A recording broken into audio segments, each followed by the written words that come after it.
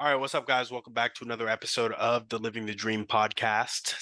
Today on the show, we're going through Proverbs 10, verse 27. Let's get it. The fear of the Lord prolongs life, but the years of the wicked will be short. So, baseline interpretation of this is doing the right things helps prolong your life. Ultimately, I think fear of the Lord leads to doing the right things, and integrity leads to a long life by helping you avoid conflict and unnecessary conflict. I think when you treat people with integrity, you're less stressed, the people around you are less stressed, and all that genuinely does lead to a longer life. So if for just avoiding stress and having better relationships, does this help you lead to a long life? I think there's something here. The self-improvement application of this is conduct a time audit and identify and release negative feelings. So the fear of the Lord prolongs life, but the years of the wicked will be short. I don't know if I read that whole thing, so I wanted to reread it, right? Conduct a time audit to make sure your activities don't have wicked intent. And I know wicked sounds so potent, but it's really like, is it aligned with God or is it not aligned with God? Is it self-serving or is it others serving? Just think about those things. It's nothing crazy. The more you can focus on doing things out of the fear of the Lord or doing things because they're right, doing things with integrity, the more you can serve people, be less stressed, be confident about what you're doing, and live a longer life for those reasons. So that's really what I wanted to get at here. Just conduct that time audit, then identify and release those negative feelings so that you're not wicked. Because it says the years of the wicked will be short. And a lot of people will stop themselves from going the extra mile for someone because it's like, well, that's not what I'm supposed to do. Well, if we only did what we were supposed to do, a lot of us would not be happy with our lives. And so if you only go on what you're supposed to do based on what society tells you you're supposed to do, it's really easy to miss the boat on life. So I think as you cleanse that wickedness from your heart, that like, I'm just here to people please, I'm here to listen to other people's opinions and not really get in touch with that part of me that, God made me to be. Like when you start to neglect you and how you want to show up, you're robbing the world one of the most unique things on the planet, which is you.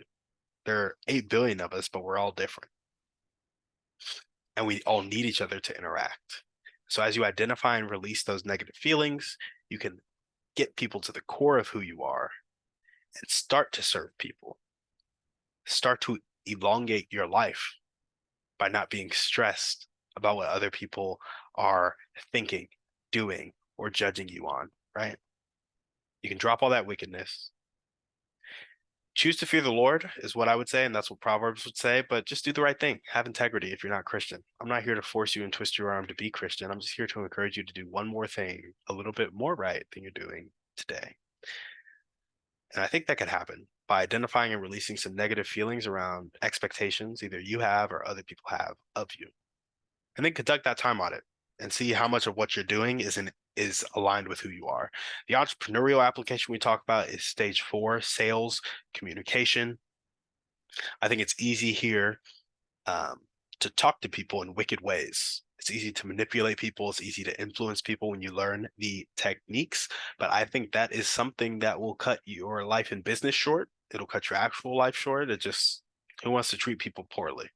Because then you have bad relationships. Then you can't go home and look at yourself in the mirror. You can't go home and look at your spouse or your kids. And it's just hard.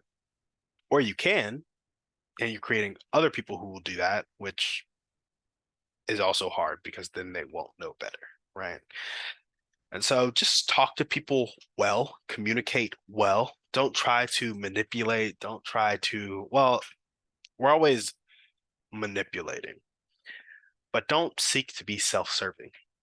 Seek to serve with your manipulation or your intentionality or whatever it is. We always have an effect on the people around us, right?